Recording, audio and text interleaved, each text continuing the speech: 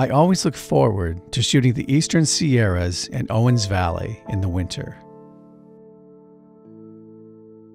During some years, I have to wait a bit longer for the Eastern Sierras to get covered in snow, but regardless of how long it takes, I'm generally heading up the 395 the day after a big snowstorm, if I can get there.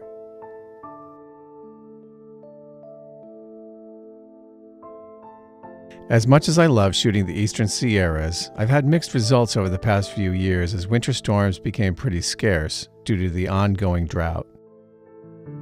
I made my first trip to Owens Valley about 8 years ago, and back then, it was extremely rare to get snow on the valley floor south of Bishop.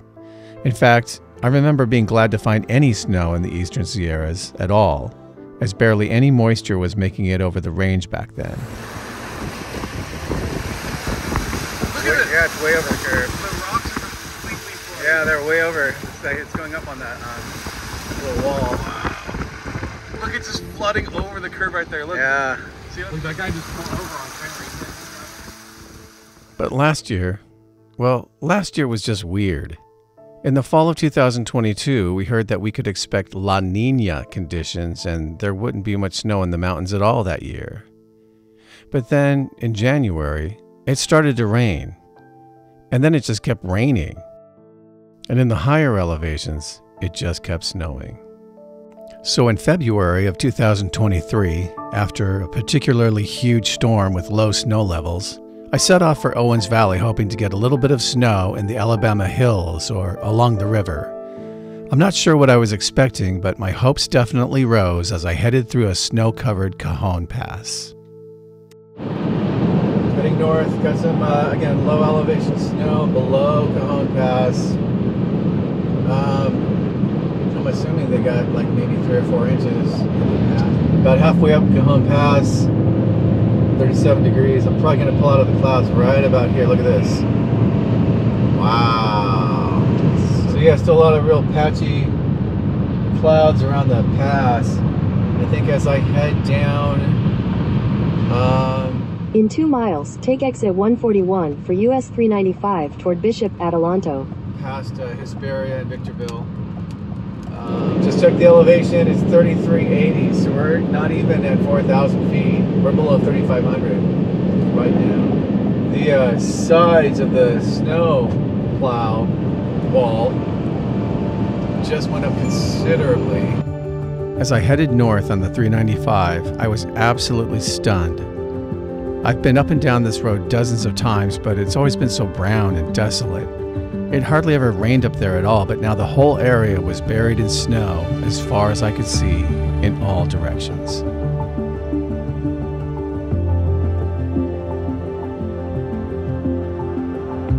As I pulled into Lone Pine, there was still some snow left from the day before. I knew as I headed west toward the Alabama hills that the snow amounts would rise with the elevation as Mount Whitney Portal climbs into the foothills of the Sierras. Whoa! Maybe I should start shooting here. Look at that.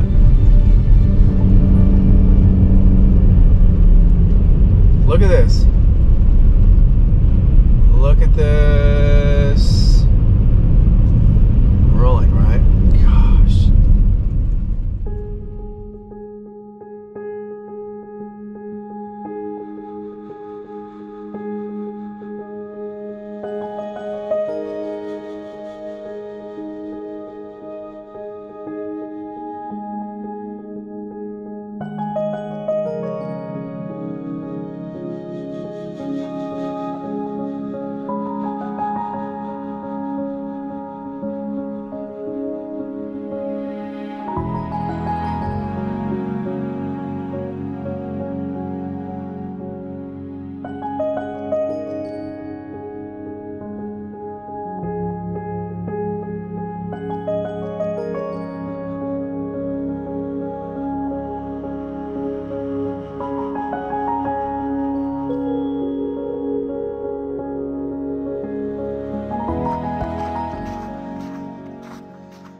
So I think this is the turn to Mobius, but I wasn't 100% sure. Yeah, you might have to go all the way up there. to get to Mobius, and I think I might be able to make it out there. Even though the views of the eastern Sierras were spectacular from the Alabama hills, I wasn't sure my van could make it through the melting snow and mud if I wanted to push farther up towards the Mobius Arch and beyond. In addition, the harsh sunlight was blinding coming off of the snow. I decided to come back at sunrise when the light would be better and instead head north looking for other opportunities.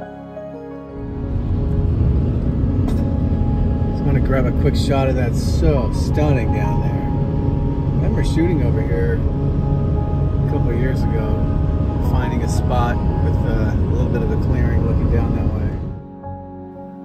By the time I arrived on February 26, it had already been snowing for weeks in the higher elevations. When I made the trip up the week before, on the 19th, 395 was closed in sections beyond Lee Vining, but you could still make it to Mono Lake. I was curious to see if I could make it out to the south side of Mono Lake to shoot some snow-covered tufas, but when I arrived, the entire area was buried in heavy snow. Okay, the big plowing stopped at the waste disposal site. Somebody plowed this, but it might not have been a county person, so it might not be open down to the tufa, but still can't get over this fog, this inversion layer that's just sitting on top of the lake. The little parking area, pull out. Somebody plowed out.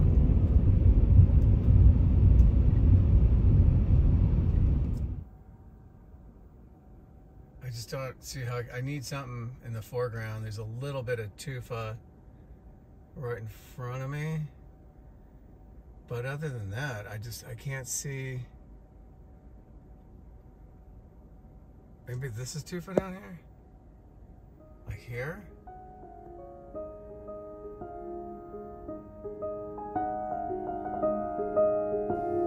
The entrance to South Mono Lake parking lot was indeed buried under 2 feet of snow. I briefly thought about just trying to walk a couple of miles through the snow, but I didn't have my snowshoes and I wasn't sure how long it would take to get out there and back.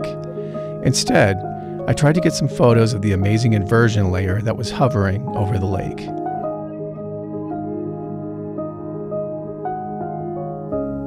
"30 minutes later, I was back in the van heading north on 395 as I wanted to see what the view was like from a pullout overlooking Mono Lake, further up past Lee Vining. There's the turnoff. Tioga, look how deep the snow is. Coming in on Lee Vining.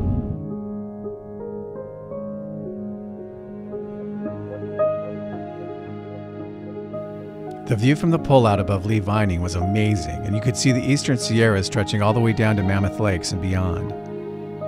After shooting a few time lapses, I headed south again and, just out of curiosity, drove out to see if it would be possible to hike to Hot Creek on my way back, but again, I would have needed snowshoes to make it out in the deep snow. Coming back out of the road for Hot Springs. There's only about 4 cars parked there, so there was parking. But yeah, it's still 2 to 3 feet deep out here. I headed south again, looking for options, but by the time I got back to the Alabama hills, the clouds had cleared, the good light was gone, and it was time to call it a day. It is about 5:45. Right now, I think I'm the only person in Alabama Hills. Waiting for the sky to take off, already burning nicely down to the southeast.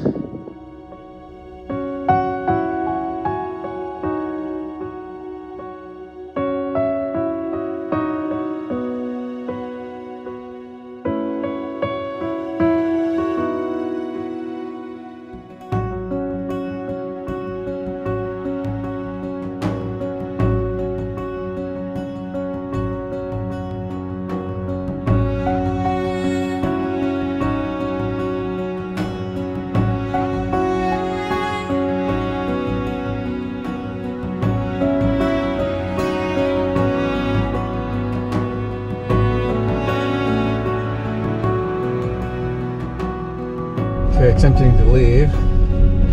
It's a bit muddy right down here, but it's downhill. So that should get me down to the middle of this track out of here with some momentum.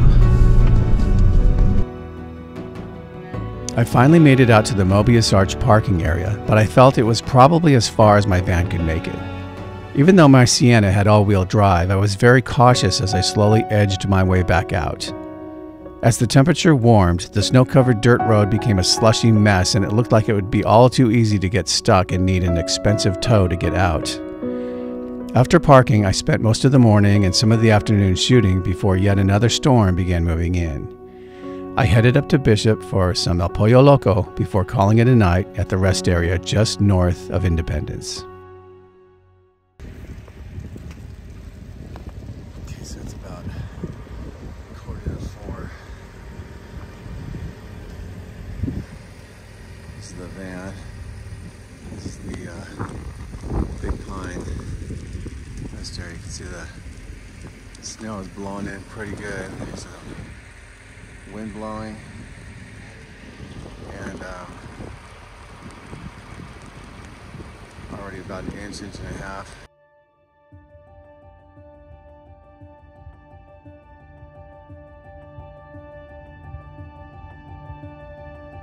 You can see these clouds just moving in. I might do a time lapse in a minute. And then I'm shooting in this direction.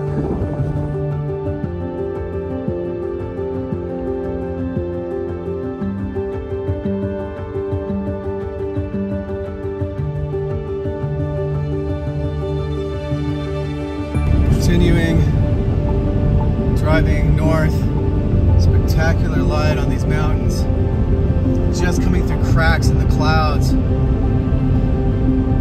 setting up stuff like this. Now I'm gonna have to stop again.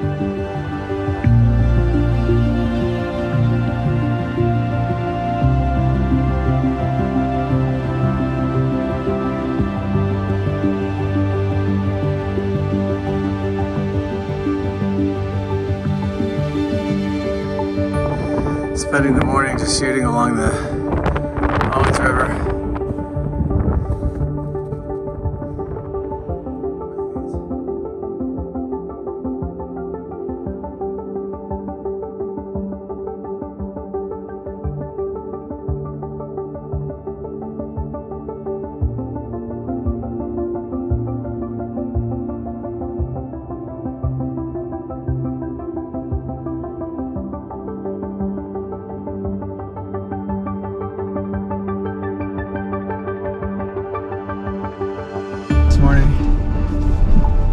Go ahead and head out. I just shot my butt off all morning. It's 8:30. I started walking at 5:15. So you're gonna have to move, guy. Go, come on. Go on. Oh, I got somebody with horns up here. Go on. Gotta move. After spending the morning shooting the snow-covered eastern Sierras from several spots along Owens River, I headed off to chase the storm down Highway 190 to Death Valley. My adventures from that trip, including driving through a snowstorm with whiteout conditions while inside of Death Valley National Park, will be coming up in the next episode. Before ending this episode, here are a few shots from my amazing time shooting the eastern Sierras in February of 2023.